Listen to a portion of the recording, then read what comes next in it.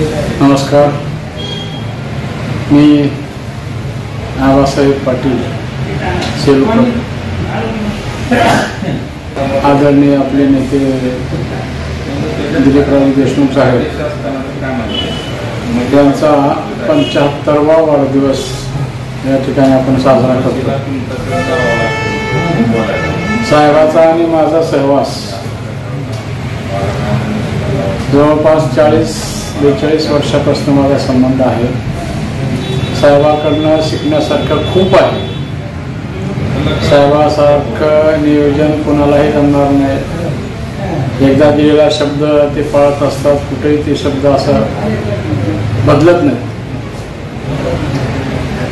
जिल्हा परिषद, पंचायत समिती, साखर कारखाने, जिल्हा बँक या ज्या संस्थेमध्ये त्यांनी काम केलं त्या संस्था 1 नंबरमध्येच राज्यामध्ये नेण्याचं काम आदरणीय साहेबांनी केले। महाराष्ट्रामध्ये नव देशामध्ये एकमेव आपले लातूर जिल्हा मध्यवर्ती सहकारी बँक आहे, त्याची 5 लाखापर्यंत कर्ज बिनव्याजी देण्याचं धाडस आदरणीय दिलीपराव देशमुख साहेबांनी केलं। महाराष्ट्रामध्ये बाकीच्या पुणे बँक असेल, कोल्हापूर बँक असेल, यांनी सुद्धा द्यायचा प्रयत्न केला, पण त्या बँकांनी द्यायचं बंद केलं। एकमेव आपली अशी बँक आहे की जी 5 लाखापर्यंत कर्ज शेतकऱ्यांना देते। जिल्हा परिषदचे अध्यक्ष असताना 12 महिन्याचं काम 11 महिन्याचं नियोजन केलं आणि उरलं सुरलं राहिलेलं काम 12व्या महिन्यामध्ये करायचं। म्हणजे 11 महिन्याचं नियोजन करून जिल्हा परिषद राज्यामध्ये पहिली आणायचं काम केलं।